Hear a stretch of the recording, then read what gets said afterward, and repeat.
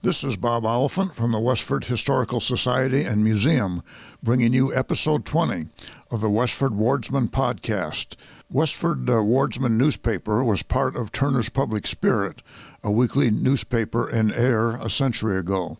In this episode, we'll be reading the Wardsman for the week ending Saturday, May 16th, 1908, and I will add context as we read along to elaborate on what was happening in Westford 113 years ago. The May 16th, 1908 issue starts with the Center, Westford Center section. The will of Mrs. Augusta Butterfield, who recently died in Ayer, leaves numerous bequests for various benevolences. Among these, to the Union Congregational Church in Westford, of which she was a member, comes a legacy of $300. I might mention that Butterfield was a pretty common name in Westford in the 18th and 19th centuries. Susan Augusta Fletcher Butterfield, mentioned here, was the granddaughter of Samuel Richardson, who built the house at 120 Lowell Road in 1783, where Augusta was born. Augusta's mother, Anna, spelled A-N-A, and she went by the nickname Amy. Amy Richardson married Levi T. Fletcher in 1825 when she was 20 years old, and Levi Fletcher eventually took over the farm. The house at 120 Lowell Road is referred to as both the Samuel Richardson house and the Levi T. Fletcher house, and it still is in active use. Miss Clara Smith and Miss Caroline E. Hewitt have been spending a few days with Miss Emily Fletcher. Mrs.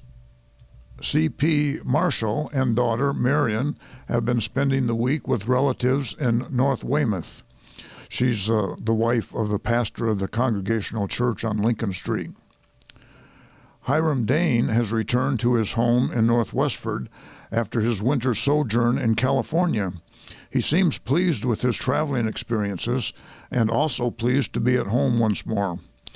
Hiram Dane was a Civil War veteran and would eventually move to California, where he died in 1932, aged 95. Reverend Charles P. Marshall, Mrs. Carrie S. and Lillian B. Atwood have been attending the annual meeting of the American Home Missionary Society, held at Pittsfield this week. Miss Rebecca Elizabeth Luce, accompanied by her nephew James Kimball, has enjoyed a visit to Marion. This was the birthplace, on May 14, 1799, of her father, the late Reverend Leonard Luce, who was the first pastor of the Congregational Church in Westford after it split off from First Parish Church in 1828. The next section is the Grange section. It was to be regretted that the heavy downpour of rain last week Thursday evening necessarily kept some, especially those living at a distance, from attending the first regular Grange meeting for May. About 70 patrons made the best of weather conditions and found it quite worth their while. At the business session, after presenting both sides, the members voted not to take charge of the Memorial Day dinner, as had been suggested, feeling that the various feasts within the order during the year and taking charge of the big Farmers Institute dinner was being sufficiently active in this direction. A vote of thanks was extended to W.M. Wright, past master, for his efficient drilling of the ladies' degree staff and for the beautiful flowers he so generously presented to the staff. While the mood of thankfulness was becomingly bestowed upon them, a vote of thanks was extended to the overseer, Alonzo H. Sutherland, for his excellent fitting up of the closet of paraphernalia. The lecturer presented a fine program, the first number of which was a surpliced chorus of male voices in an Easter anthem. Arthur H. Cluer, that's spelled C-L-U-E-R, of Lowell, gave an enlightening talk on the workings of North Middlesex Cooperative Association, of which he is president. Many questions were asked and answered, so the members clearly understood about the organization. After this, Miss S. Ella Southland of Athol, Special Deputy in the Massachusetts State Grange, was introduced and gave an address entitled, quote, "You and I," end quote, which held the closest attention of every one of her hearers. Mrs. Southland is well known in grain circles, having held various important offices, and as a speaker and reader possesses much charm and ability, offset with much common sense. Her message on this evening was a sweet sermon, without being a bit preachy, filled with the gospel of human kindness as related to our lives in the home, the Grange, and the community. At the close of this address, the Grange Orchestra gave some selections. The organization feels thankful to have this fine orchestra within its membership. Those who compose it are Mabel Miller, piano, Everett Miller, violin, Arthur Blodgett, cornet, Willard Fletcher, first clarinet, and Oscar A. Nelson, second clarinet. Mrs. Southland was then called upon and by special request recited the Husking and responded graciously to numerous encores. The Husking referred to here may be one of two poems. Walter Clark Nichols, who was born in 1870 and died at 1896 at the young age of 26, was a 1893 graduate of Harvard, and he wrote a poem entitled Husking Time. It begins, "Through many a rift and gleaming crack, the country barn so old and black by the autumn breeze is fanned. The dark red sun in the west drops low. To their nests on the rafters the swallows go, and the old barn really seems to know that the husking time's at hand." And that goes on for several more stanzas. There's also a poem written by John Greenleaf Whittier, who was born in 1807 and died in 1892. He wrote a rather long poem called Mabel Martin, A Harvest Idyll, I-D-Y-L, originally written in 1857 and enlarged in 1875.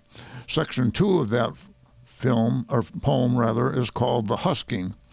It begins, "It was the pleasant harvest time when cellar bins are closely stowed and garrets bend beneath their load." And it goes on for several more stanzas also. Which of these, or possibly even another one, was read in 1908, we cannot tell from what's given here. The next meeting will be an open meeting, and the members of the Veterans Association will be special guests. It will be a patriotic meeting and full of interest. Of course, that would be Memorial Day that's coming up. About Town is the next session. Joseph Bowers of Lowell, who had a cottage burned at Burgess Pond a few months since, is building on the north shore of Nabnasset Pond the largest and most expensive summer residence in that locality, as well as the only slate-roofed building. The assessors were right close on the trail of it, following the sound of the hammer, which had not driven many nails the first day of May. Consequently, a motion to lay the consideration of taxation on the table for a year was unanimously considered and passed. 2 large summer cottages have been completed at long sought-for pond, one on land of Matthew F. Downs, who lived at the old Brick Tavern at 266 Groton Road, and the other on land of Mary E. Courtney of Lowell.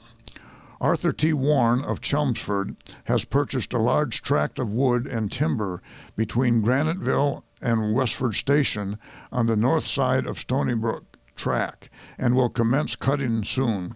It is estimated that about 150,000 feet of lumber on the lot will be hauled to the mill at Westford Station. The Cymric, that's the name of a ocean liner, the Cymric of the White Star Line arrived safely at Queenstown on Thursday of last week after a 9-day voyage. Among the passengers were Donald Cameron and family, Mrs. Fisk, Miss Martha J. Taylor, and Horace Bacon. This party will remain abroad about 3 months. The Cymric of about 13,000 tons was built by Harland and Wolff in Belfast and left on its maiden voyage from Liverpool to New York on February 11, 1898. She made regular trips between these two ports until 1904, when she started sailing between Liverpool and Boston. She was also used as a troop ship during the Boer War in 1902 and during World War I. Cymric was struck by 3 torpedoes from the German U-boat U-20 on May 8, 1916, and sank 28 hours later with the loss of 5 lives. The U-20 was the same U-boat that had sunk the Lusitania May 7, 1915. Business at the quarry of H.E. Fletcher and Company is good, with a large order from the quarry at Conway, New Hampshire, of pink granite, which is taken to the quarry at Westford for cutting. This will employ nearly the full force of stone cutters. George A. Cook, auctioneer, will sell by auction on Saturday, May 23rd at 1 o'clock p.m. all the household furniture and personal property belonging to Mary O. Blood of Westford. The next section is entitled Baseball. The Westford Athletic Association began its 3rd year last Saturday afternoon when it defeated the strong and semi-professional team from Littleton by a score of 1-0 after 16 innings, which lasted 3 hours. It is rarely that the Westford team falls in with quite so even a match for them. It is clearly evident that they are of the material that has to be closely reckoned with. It is also exceptionally rare that non-professional teams play such an evenly matched game as 16 innings with only 1 run.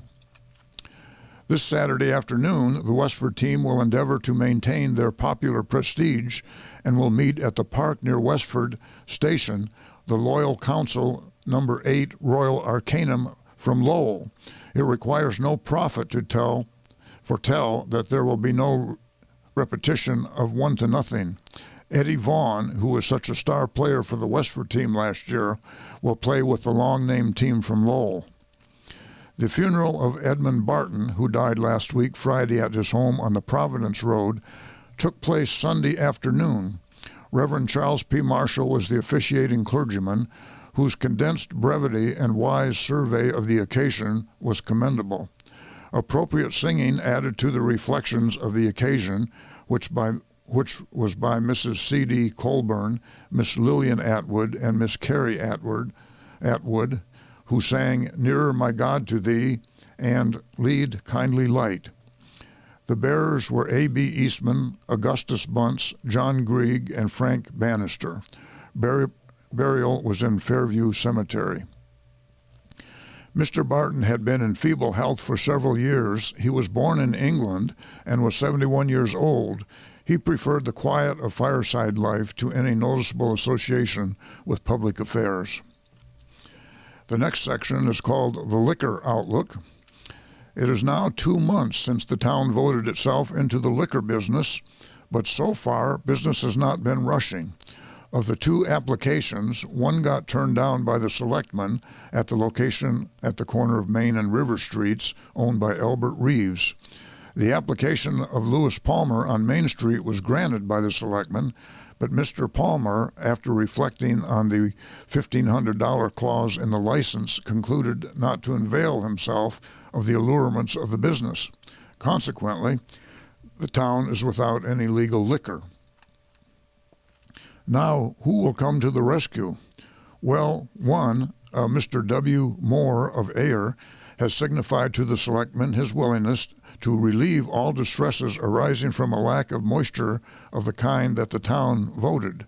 Mr. Moore's application designates doing business at the King's Place, owned by John Edwards on Central Street, Ford's Village. There is little doubt that the application will be granted and the village will have more to drink.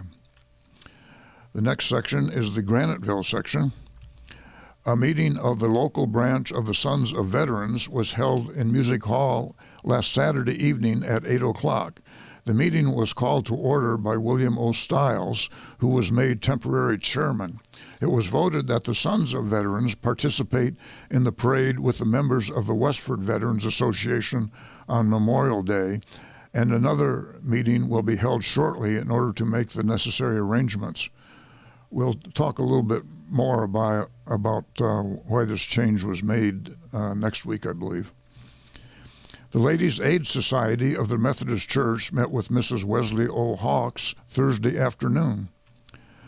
The many sports from this village who attended the Westford Littleton ball game at Stony Brook Park last Saturday afternoon were well repaid for their long walk by witnessing a hard-fought 16-inning game that Westford won 1-0. Joseph Butler, the Westford pitcher, was in his old-time form and gave the laugh to the critics that predicted that his speed would not last for 9 innings. He was ably supported by Burke behind the bat, who caught in faultless style.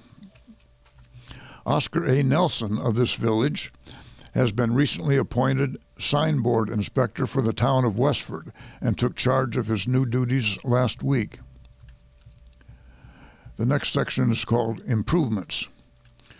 The county commissioners held a meeting at the Boston and Main station here on Friday morning of last week at 10:30 for the purpose of giving the voters and the property owners of Graniteville a chance to express their opinion in regard to the proposed improvement of Broadway from Conter's Bridge, so-called, to the Mill Dam.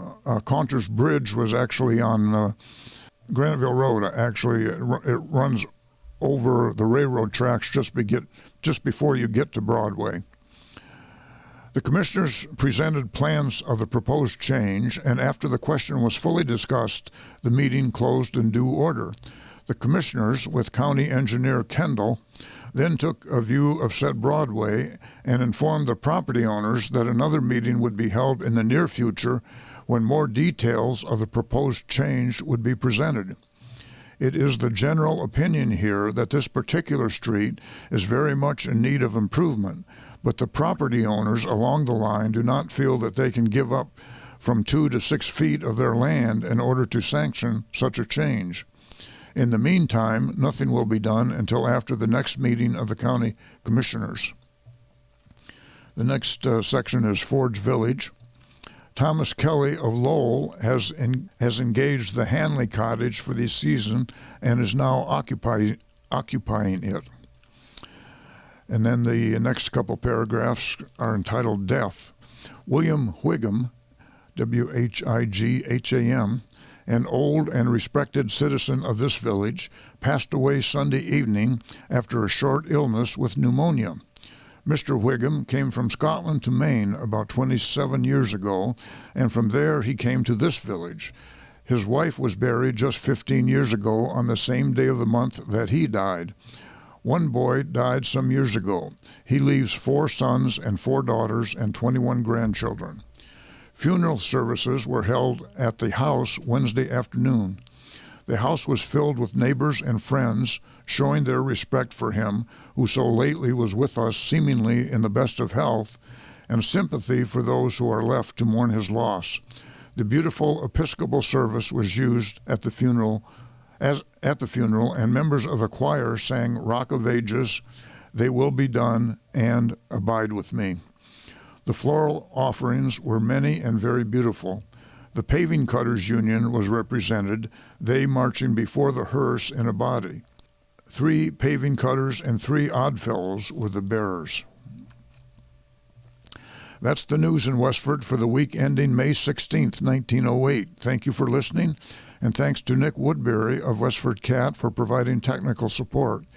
You can find transcriptions from the Wardsman at the Westford Historical Society website at museum.westford.org, or visit the Historical Society's Facebook page for more Westford news from a century ago. This is Bob Oliphant, and I hope you will join us for next week's Westford Wardsman podcast. Thank you.